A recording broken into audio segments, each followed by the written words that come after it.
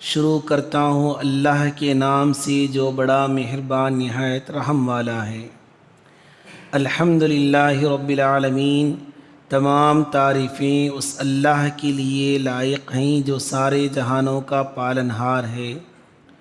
الرحمن الرحیم، جو بڑا مہربان نہایت رحم والا ہے۔ مالک یوم الدین، یوم جزا کا مالک ہے۔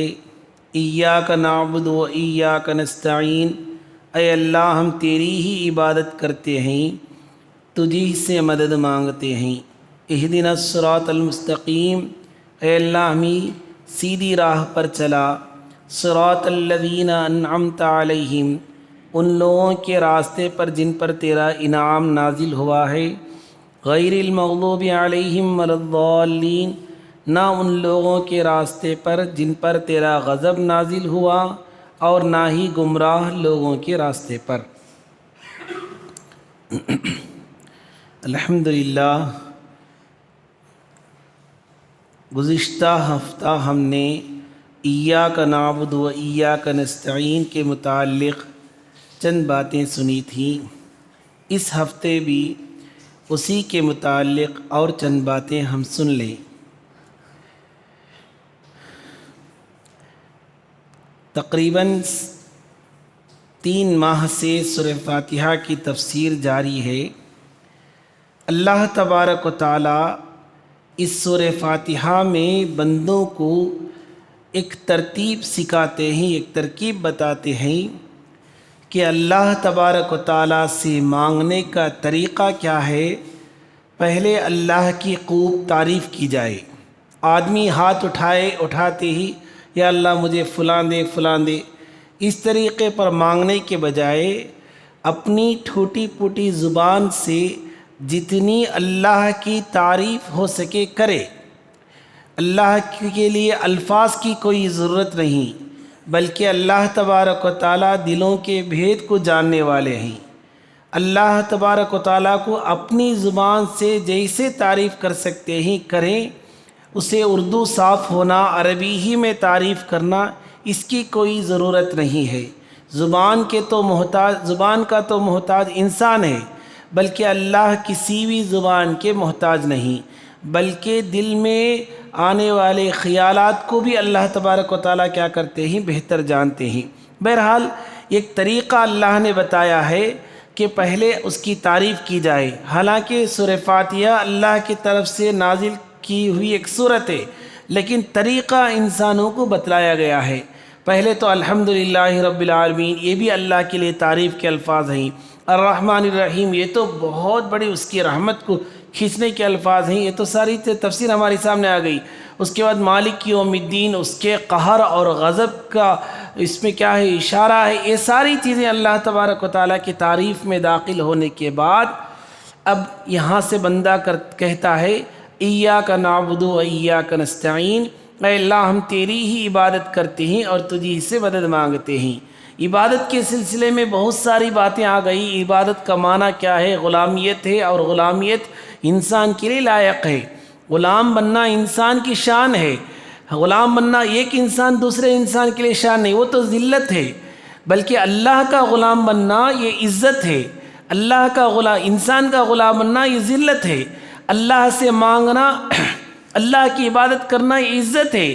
لوگوں کے سامنے جھکنا یہ آ کر ذلت ہے۔ اللہ سے مانگنے سے اللہ خوش ہوتا ہے، لوگوں سے مانگنے سے لوگ آ کر بیزار ہو جاتے ہیں۔ اب یہاں عبادت کی ساری باتیں، عبادت کے متعلق بہت ساری چیزیں آ گئی۔ اب یہاں دوسرا جو جملہ ہے وَإِيَّاكَ نَسْتَعِينُ، اس کے متعلق بھی ہم سمجھیں گے۔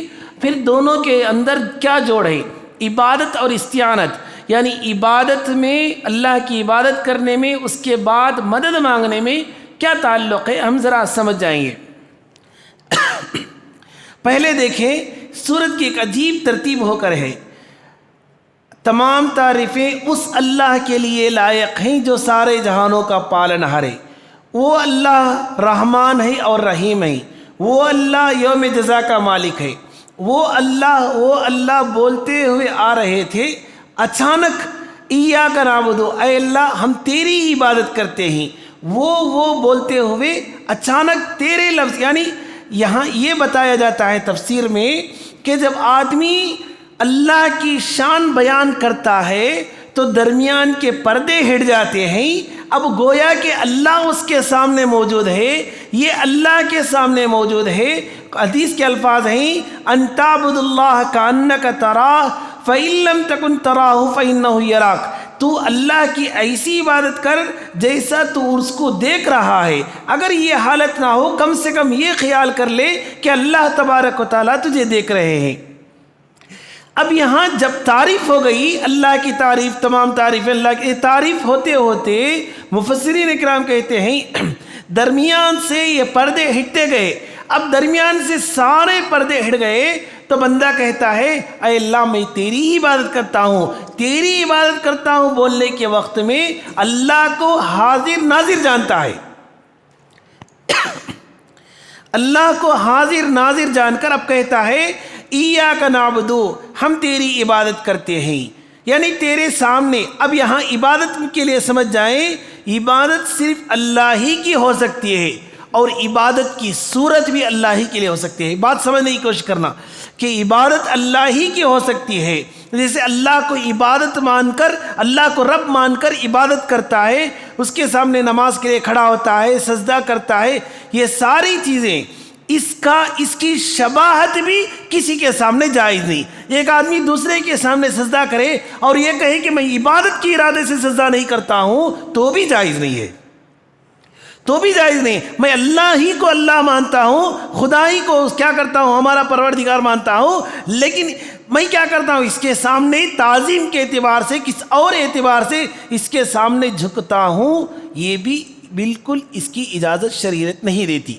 بالکل گئی بار ہی بتا دیا کہ اللہ میں غیر میں یہ فرق ہے، اللہ کے جگہ میں ہی کا لفظ استعمال ہوتا ہے، غیر کے جگہ میں بھی کا لفظ استعمال ہوتا ہے.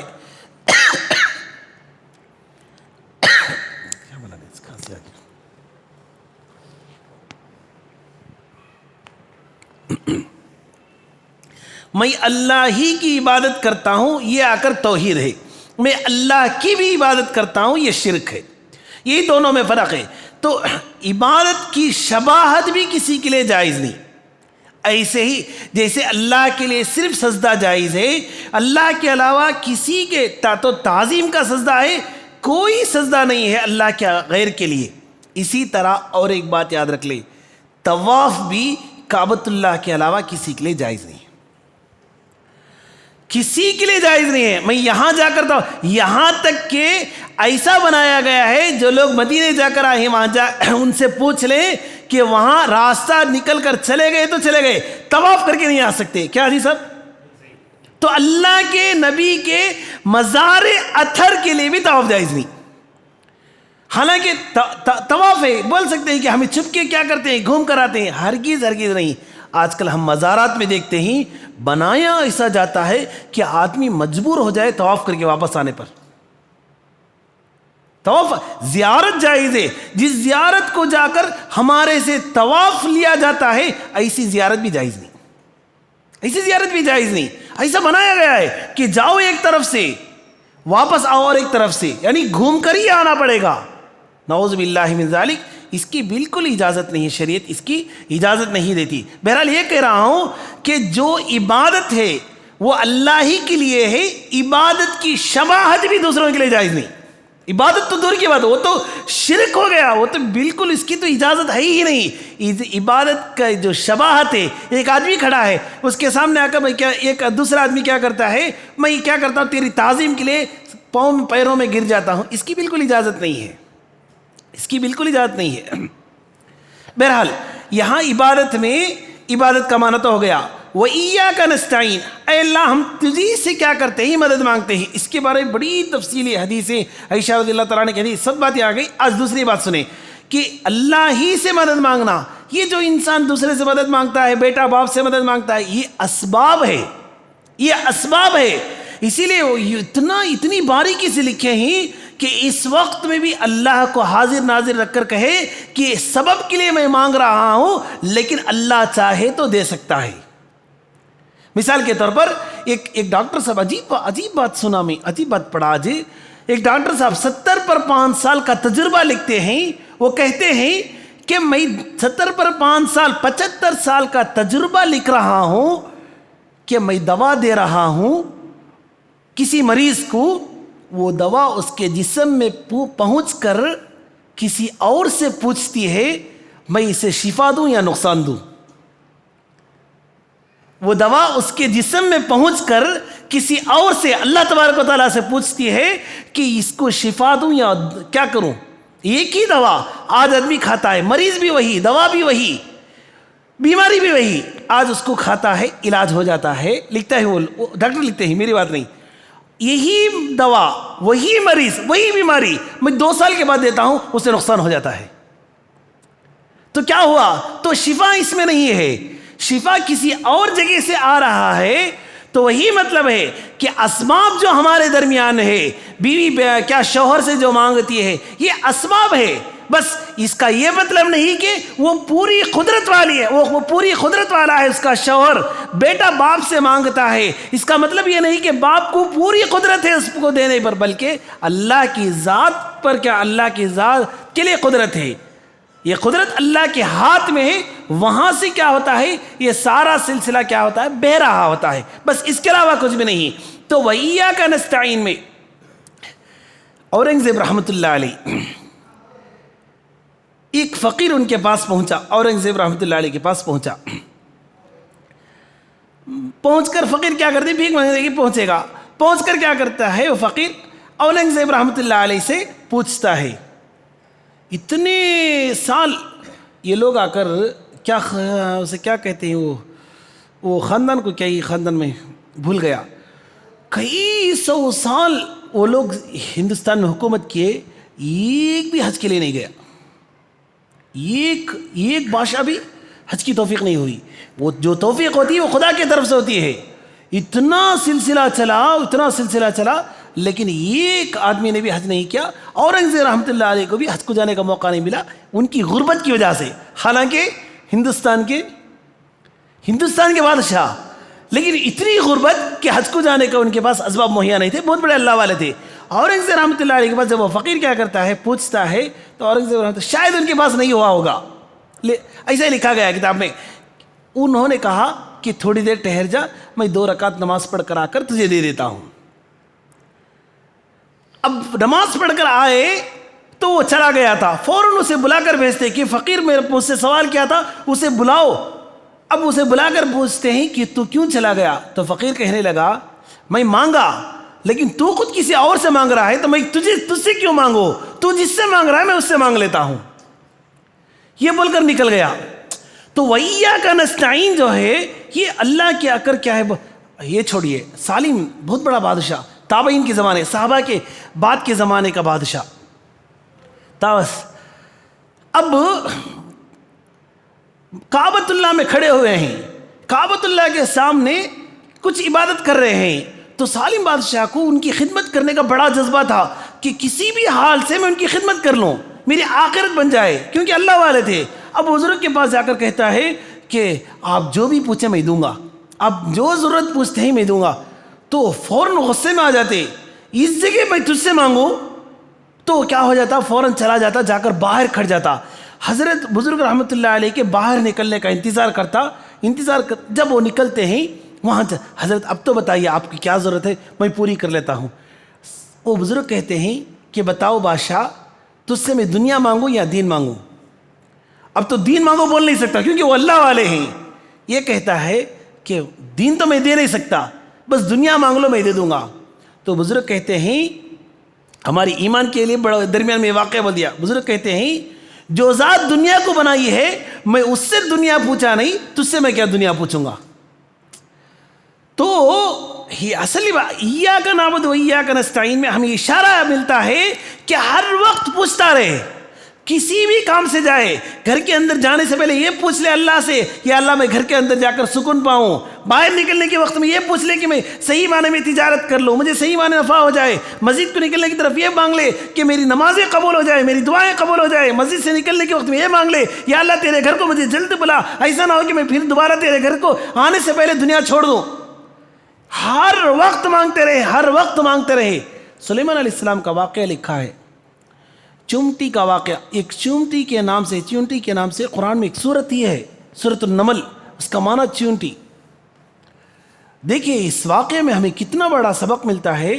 سلیمان علیہ السلام کی بادشاہت پورے ہر مخلوق پر ان کی بادشاہت تھی، جن پر، پرند پر، چرند پر، ہر مخلوق پر ان کی بادشاہت تھی سلیمان علیہ السلام کی۔ ایک مرتبہ سلیمان علیہ السلام راستے میں جاتے ہیں، یہ سلیمان علیہ السلام کا چمٹی کا واقعہ قرآن میں مکمل طریقے پر بہت بڑی تفصیل سے ہے۔ اس میں سے آ کر میں کیا کرتا ہوں، حدیث سے آ کر بات سمجھانے کی کوشش کرتا ہوں، آپ سمجھ لیں۔ چمٹی آ کر سلیمان علیہ السلام باہر نکلتے ہیں، وہ ہمیشہ کیا کرتے تھے، اپنی ملکیت کو آ کر ہمیشہ نگرانی کرتے تھے۔ چمٹی کہتی ہے یا ایھا النمل ادخلوا، تم چمٹیوں کا صدر کہتے ہیں تم لوگ اپنے بل میں داخل ہو جاؤ، کہیں ایسا نہ ہو کہ سلیمان علیہ السلام کی فوج تمہیں کیا نہ کر دے، اپنے پیروں تلے نہ دبا دے۔ سلیمان علیہ السلام دیکھ کر، یہ سن کر کیا ہوتے ہیں، ان کو بات سمجھ میں آ جاتی ہے، سن کر مسکراتے ہیں۔ چمٹی کو بلا کر پوچھتے ہیں کہ بتا تجھے کیا چاہیے، کس کا معاملہ؟ پورے انسانیت پر اور پوری حیوانیت پر، پرند پر، چرند پر، جس کو اللہ نے بادشاہ بنا دیا، ایسے بادشاہ کا کس سے ہو رہا ہے مقابلہ؟ ایک چونٹی سے، جو چھوٹی مخلوق۔ اب سلیمان علیہ السلام پوچھتے ہیں کہ تجھے کیا چاہیے بتا۔ نہیں مجھے کچھ بھی نہیں چاہیے، مجھے کچھ بھی نہیں چاہیے۔ اور وہ سمجھے رہیں گے، ایک لڈو مانگ لے گی، 100 گرام ہے نا، ایک چمٹی 4 سال کھاتی۔ کتنے سال کھاتی؟ اتنی چیز کی 100 گرام، اسے 100 گرام لڈو دیتے 4 سال اگلا کھا لیں گے ایک چمٹی، اتنی چیز کی غذا۔ اسی لیے کئی مہینوں کی غذا آ کر وہ پہلے جمع کر رکھی رہتی، کیونکہ بارش کا موسم ہوتا، کبھی دھوپ کا موسم ہوتا، کبھی نکلے تو ہمیں کرشنل ڈال دیتے، کیا کر دیتے، اسے فوراً مارنے کی کوشش کر دیتے۔ اس لیے وہ کئی مہینے کی غذا اندر اللہ تعالیٰ کی قدرت سے وہ رکھی ہوئی رہتی۔ بہرحال یہ درمیانی بات۔ اب وہ پوچھ رہے ہیں سلیمان علیہ السلام، جو چمٹی کہتی ہے اچانک اسے اللہ کی قدرت اسے بھی معلوم ہے نا، انت العاجز، تو عاجز ہے، تو مجھے نہیں دے سکتا، تو مجھے کیا نہیں کر سکتا ہے، انت العاجز، تو کیا نہیں کر سکتا ہے، مجھے میری مانگ تو پوری نہیں کر سکتا۔ نہیں میں ضرور پوری کروں گا، تو بول دے۔ چمٹی نے کہا زدنی عمری و رزقی، اچھا میری عمر کو اور رزق کو بڑھا دے، میری عمر کو بڑھا سکتے ہیں کیا؟ فوراً سلیمان علیہ السلام، یہ میں نہیں کر سکتا۔ تو چمٹی بولی میں تجھ سے پوچھنا بھی نہیں چاہتی۔ تو مانگنا جو ہے، اس واقعے سے ہم یہ ملتا ہے کہ ہر چیز اللہ سے مانگے، ہر چیز اللہ سے مانگے۔ ایاک نعبد، ہر وقت میں نمازوں میں کئی بار یہ بتایا تھا کہ اگر ہم سنتوں کا حساب لگا لیں، 48 مرتبہ 40 پر 8 مرتبہ ہم کیا کرتے ہیں، سورہ فاتحہ کو روزانہ پڑھتے ہیں، اگر سنتوں کی پابندی ہو۔ اگر نہیں ہے، کم سے کم فرض کی پابندی کرتے ہیں، تو کم سے کم اس میں کیا ہو جاتا ہے، 20 دفعہ تو ہو جاتا ہے، 20 دفعہ تو ہو جاتا ہے۔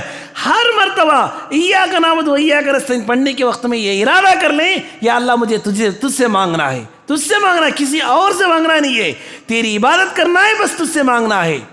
یہ سبق ہمیں ایاک نعبد و ایاک نستعین میں ملتا ہے۔ اب دونوں میں جوڑ دیکھ لیں، دونوں کے درمیان بہت بڑا تعلق ہے۔ ایاک نعبد و ایاک نستعین، عبادت کے بعد استعانت، مدد چاہنے کو کہا گیا۔ ایک اللہ سے مانگنے میں ایک طاقت بولے، یا ایک ہماری زبان میں ایک پاور بولے، کب ہوتا ہے؟ آدمی اپنے آپ کو عبادت میں پھنسا دے، عبادت میں لگا دے، خوب نماز پڑھا، اس کے بعد ہاتھ اٹھا کر دیکھو، ہمارے دل کو خود ایک تسلی رہے گی، ہمارے دل میں خود سیدھا کر بیٹھا، ہاتھ اٹھایا، اس میں وہ بات نہیں رہے گی، بلکہ اللہ کے سامنے 2 رکعت نماز پڑھ لیا، اس کے بعد ہاتھ اٹھایا۔ حالانکہ بغیر نماز کے مانگنا جائز ہے، نفل پڑھا نہیں، سیدھا آیا اللہ کے گھر میں بیٹھا، گلی میں کھڑا ہوا، کہیں بھی جا کر کیا کر سکتا ہے، مانگ سکتا ہے۔ لیکن یہاں ایسی بات نہیں ہے۔ ایک درمیان میں اور ایک واقعہ یاد آ گیا، ایک حضرت تھے عبد الرحمن فزفری حضرت، اب کیونکہ ریکارڈ پورا ہوتا، نام بولنا نہیں چاہتا، قریب کے ایک مدرسے کو گئے، ان کا ذہن جو ہے یہ نماز جنازہ کے بعد اعلی حدیث کے تھے وہاں ایک جگہ جانا پڑا، ایک جگہ ایک اسکول ہے وہ، وہاں جانا پڑا قریب ایک 50-60 کلومیٹر دور میں. تو وہاں جانے کے بعد نماز جنازہ ان کو پڑھانے کے لیے کہے، تینوں ہاتھ اٹھا کر نماز جنازہ کے بعد ہاتھ اٹھا کر دعا مانگ دیے. لوگوں کو آج بھی یہ پریشانی ہے نماز کے بعد دعا ہے کہ نہیں کی. بعض لوگوں کو یہ بھی پریشانی ہے، بھائی اس سے پہلے سمجھا دیا، تفصیل سے سمجھا دیا، نماز کے بعد دعا ہے کہ نہیں کی. حالانکہ حدیث میں آتا ہے فرض نمازوں کے بعد دعا مانگو، دعائیں قبول ہوتی ہے. حدیث میں آتا ہے فرض نمازوں کے بعد، ہم فضائل میں پڑھیں، اس میں بھی فضائل صدقات میں بھی، کہ فضائل صدقات بولتا ہوں کیا وہ فضائل عمل اور ایک کتاب ہے منتخب حدیث میں. تو نماز کے بعد کیا ہوتی ہے؟ دعا قبول ہوتی ہے. اب حضرت ہاتھ اٹھا کر دعا کر دیے. 4-5 جو ذہن کے لوگ تھے وہ لوگ آ کر حضرت کو پکڑ لیے کہ نماز کے بعد کہاں دعا مانگو. حضرت ایک جواب دیے پتھر میں لکھ کر رکھنے کی بات. بھکاری کے واسطے جگہ ہی متعین نہیں. کیا بولے؟ بھکاری کے واسطے تو یہاں سوال کرنا، وہاں سوال نہیں کرنا، گلی میں سوال نہیں کرنا. ہم بھکاری ہیں اللہ کے، ہم کہاں ہونا کیا کر سکتے ہیں؟ اللہ تبارک و تعالیٰ سے مانگ سکتے ہیں. اصل بات میرے ذہن سے نکل گئی. بہرحال عبادت کے بعد جو استعانت ہے اللہ تبارک و تعالیٰ سے مانگنا جو ہے، یہ دونوں میں بڑا تعلق ہے، بہت تعلق ہے. کہ عبادت کرے. ایک بوڑھی واقعہ، کیا مولانا آج واقعہ یاد ہے، ایک بوڑھی عورت ایک بادشاہ کے سامنے، اس کی جھوپڑی تھی، یعنی اس کی جھوپڑی پہلے ہی سے تھی. بادشاہ اس کی جھوپڑی کے سامنے کیا کر لیا، جا کر ایک محل بنا دیا. اب بادشاہ کے لوگ آ کر کیا کرتے ہیں، اس بوڑھی عورت کو پریشان کرتے ہیں، تو یہاں سے خالی کر کے چلے جا تو ہم دوسری جگہ دے دیں گے، دوسری جگہ تجھے گھر بنا کر دے دیں گے. وہ بوڑھی عورت ماننے کے لیے تیار نہیں. وہ بوڑھی عورت کیا کرنے کے لیے، مانگنے کے لیے تیار نہیں. اب کیا ہوا کہ وہ بوڑھی عورت کہیں جائے، سفر میں جائی ہوئی تھی، تو بادشاہ کے جو لوگ تھے وہ اس جگہ سے وہ جھوپڑی کو اٹھا دیے. جب سفر سے واپس آتی ہے، واپس آ کر دیکھتی ہے اس کا گھر نہیں رہتا، اس کے لیے وہی محل ہے، اس کی جھوپڑی نہیں رہتی. تو وہ بہت پریشان ہو گئی. وہاں کے لوگوں کو بلا کر پوچھی تو اس نے کہا کہ تو نہیں تھی، ہمیں کیا کر دیے، وہاں سے خالی کر دیے. اب 2 رکعت نماز پڑھ لیتی ہے. نماز پڑھنے کے بعد لوگ پر جمع ہوتے ہیں، کیا بات ہے؟ تو کہتی ہے کہ نہیں، میری جھوپڑی یہاں تھی، میں اس کی مالکہ ہوں، میری جھوپڑی یہیں رہنا چاہیے، تم کو اسے کیا کرنے کے لیے اجازت نہیں. نہیں تو یہاں موجود نہیں تھی، ہم اٹھا دیے. تو اب نماز پڑھی ہوئی تھی تو فوراً کہتی ہے آسمان کی طرف اٹھا کر، یا اللہ میں موجود نہیں تھی، تو یہاں موجود تھا. لکھتے ہیں کتابوں میں یہ زبان سے، یہ الفاظ اس کی زبان سے نکلا تھا، بادشاہ کا محل میں جو چھت ہے وہ گر گیا. تو عبادت کے بعد اسی لیے روزے داروں کو اوپر ستانا نہیں، حدیث میں آتا ہے، کیونکہ وہ عبادت پوری حالت اس کی عبادت میں ہوتی. اگر اس وقت کچھ بول دے تو لگ جائے گا. اسی لیے جو عبادت کرنے والے لوگ رہتے ہیں اسے جھڑنا نہیں. اسے کوئی تکلیف ہو تو آہستہ سمجھا دینا. کب اس کی زبان سے کچھ لفظ نکل جائے، کیا اس کے الفاظ اس کے زبان سے نکل جائے اور قبول ہو جائے، ہم کہہ نہیں سکتے. اس لیے عبادت کے بعد ہماری دعاؤں میں ایک طاقت پیدا ہوتی ہے. یہاں وہ بتانے کے لیے کہا گیا ہے پہلے تو عبادت کر، اس کے بعد مجھ سے مانگ. پہلے تو کیا کر، عبادت کر، میرے سامنے جھک جائے. ایک حدیث قدسی آپ حیران ہو جائیں گے. اللہ فرماتے ہیں اے بندے جب تو سجدہ کرتا ہے تو کیا سمجھتا ہے اس سجدے کو، گویا کہ تو میرے پیروں پر پڑ رہا ہے. اگر ایک انسان دوسرے انسانوں کے پیروں پہ پڑنا جائز نہیں، اگر پڑ گیا تو اس انسان کو رحم آ جاتا ہے. جب تو میرے پیروں میں گرتا ہے کیا تو یہ سمجھتا ہے کہ مجھ کو رحم نہیں آئے گا؟ تو سجدے میں وہ طاقت ہے، سجدے میں وہ طاقت ہے. ہم گویا اللہ کے پیر نہیں ہیں، بلکہ اللہ کے سامنے اتنا ہم عاجز ہو جاتے ہیں سجدے میں کہ اللہ کی رحمت کیا ہو جاتی ہے، جذبے میں آ جاتی ہے کہ اس کی مانگ کو ہم کیا کر دیں، پوری کر دیں. اس لیے ایاک نعبد و ایاک نستعین کو الگ الگ آیت میں بولے بغیر دونوں لفظوں کو ایک آیت میں جوڑ دیا گیا. دونوں کو ملا کر آپ اٹھا کر دیکھیں، دونوں کو ملا کر ایک آیت ہے. ایاک نعبد ایک آیت، الگ آیت نہیں. وایاک نستعین الگ آیت نہیں، بلکہ باتیں دونوں الگ ہیں. یہاں عبادت ہے یا مانگنا ہے، باتیں الگ الگ ہیں، لیکن دونوں کو ملا کر ایک آیت اس لیے بنایا گیا کہ آدمی عبادت کرے، عبادت کے بعد کیا کرے، اللہ سے مانگا کرے. ورنہ عبادت کے بغیر بھی مانگ سکتا ہے، لیکن عبادت کے بعد مانگنے میں اللہ کی رحمت بہت زیادہ جلد کیا ہوتی ہے، اترتی ہے. بس اللہ سے دعا کیجیے کہ اللہ تبارک و تعالی ہمیں صحیح معنی میں سمجھ کر عمل کرنے کی توفیق عطا فرمائیں۔